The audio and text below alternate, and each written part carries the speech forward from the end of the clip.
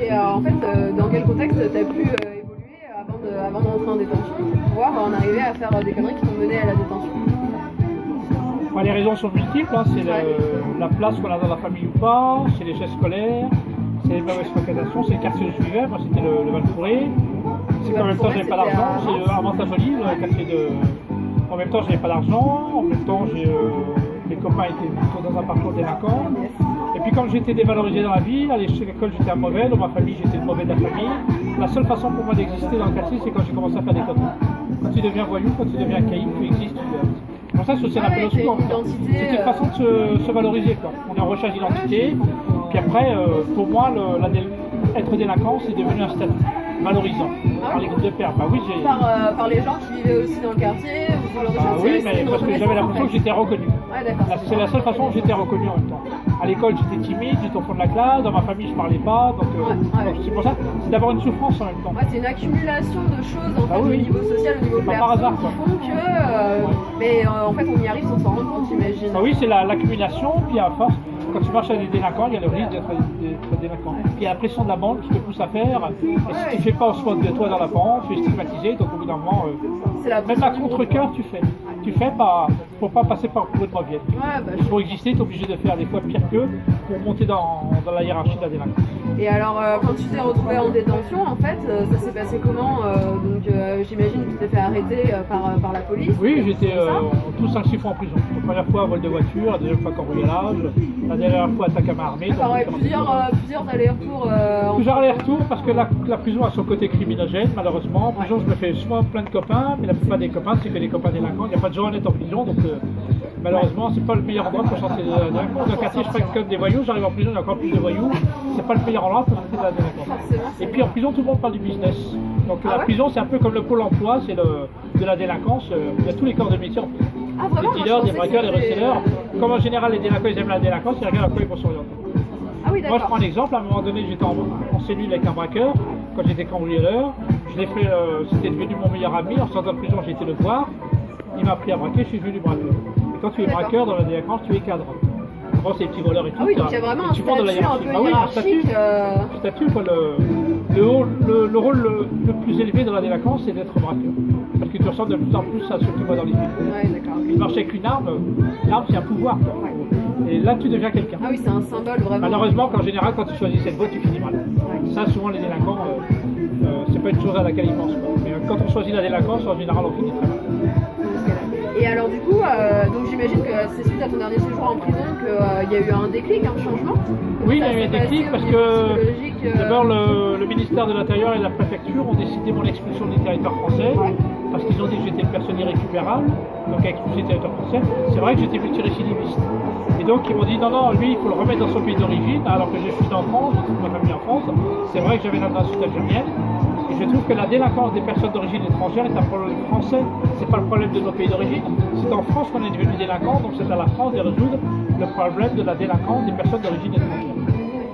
Et à partir de là, à Mantes-la-Jolie, comme je devais être expulsé, il y a plein de personnes qui se sont mobilisées parce qu'ils ont trouvé que c'était intolérable de m'expulser alors que j'ai toute ma famille en France. Et il y a plein de gens qui sont venus à mon jugement, qui ont dit au juge que j'étais un mec intelligent, j'avais des capacités, j'avais quand même 31 ans. Et moi, c'était la première fois de ma vie qu'on disait que j'étais intelligent, j'avais des capacités. Il y avait une reconnaissance, bah oui, pas par la délinquance. Non, mais là, pour une fois, on m'a pas vu comme un délinquant, on a vu plutôt mes qualités que mes défauts. Tout le monde a plus de qualités que de défauts. Mais on m'a toujours vu qu'à travers mes défauts. Pour une fois, les gens, j'avais quand même 31 ans, ils ont vu mes qualités. Et je leur ai promis que grâce à vous, je n'ai pas été expulsé. Et pour vous faire plaisir, maintenant, je ferai tout pour devenir quelqu'un de bien. Vous voyez, c'est toujours un choix dans la vie de choisir d'être délinquant ou pas, d'être honnête ou pas malhonnête. Donc en sortant de prison, j'ai décidé d'être honnête et d'aider après les autres. Alors ça n'a pas dû être facile. Comment est-ce qu'on se remet un peu dans les rails de la vie sociale? C'est facile quand tu es honnête avec toi-même. J'ai fait le choix d'arrêter de faire des conneries, donc j'arrête de faire des conneries. Même le train, je ne prendrai pas sans billet en même temps. Et j'ai décidé d'aider les autres, donc j'ai commencé comme animateur dans une maison des jeunes. J'ai passé ensuite un BATEP par un brevet technicien d'animation, je suis devenu coordinateur de la maison des jeunes. Ensuite, avec la validation des acquis, je suis rentré à l'université Nanterre, j'ai passé une licence en sciences d'éducation, que j'ai réussi à construire très bien.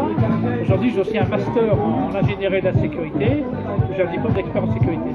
Et en même temps, comme les profs m'avaient remarqué quand j'étais en licence à l'université Nanterre, ils m'ont proposé d'enseigner. Donc aujourd'hui, je suis enseignant à l'université. C'est-à-dire qu'avant j'étais en échec scolaire, aujourd'hui je suis enseignant à l'université. C'est paradoxal. Avant j'étais en prison, aujourd'hui je travaille en prison et je travaille sur la formation des surveillants de prison. Avant les policiers me couraient derrière, maintenant c'est moi qui leur cours derrière pour les former. Vous voyez, c'est pour ça que j'ai inventé mon métier. Je travaille sur des choses que je connais. Mais en même temps j'ai fait des efforts, j'ai passé des diplômes universitaires. Ouais, bien sûr. Donc ça c'est au niveau un peu plus pro on va dire, et au niveau plus réinsertion sociale, est-ce que c'est facile au final de tirer un trait sur un peu toutes les personnes qu'on a connues Non, c'est difficile, mais après il y a une histoire de maturité. Quand on est jeune, quand on est ado, on n'ose pas dire non à la bande, c'est très facile de rentrer dans une bande. Quand tu commences à avoir un certain âge, après 25 ans, on est capable de dire non à la bande. Mes copains venaient me voir, mes copains délinquants, je leur ai dit non, j'arrête de faire des conneries. On est copains, pourquoi tu peux faire des conneries? Vous voyez, c'est des choix en même temps. Il faut s'y tenir, donc il faut assumer les choix qu'on décide.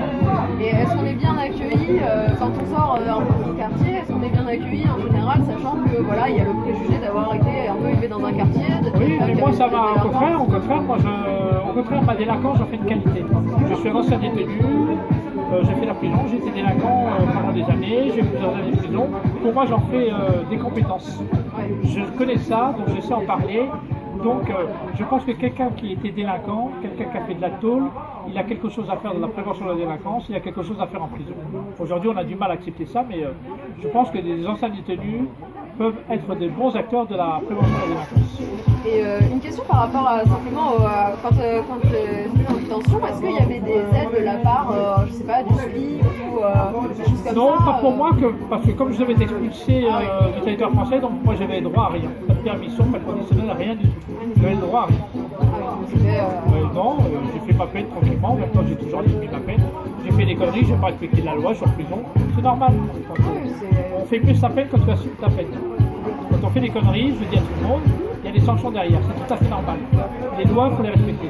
Ça nous permet de vivre ensemble. Si il n'y avait pas de loi, on ne pourrait pas vivre ensemble. Et est-ce que tu aurais un petit mot pour finir, une recommandation pour des jeunes qui sont à l'université, comme nous qui préparons un master?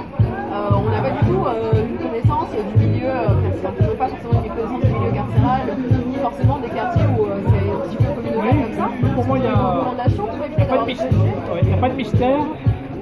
Plus ces étudiants feront du terrain, et plus ils seront bons sur le terrain.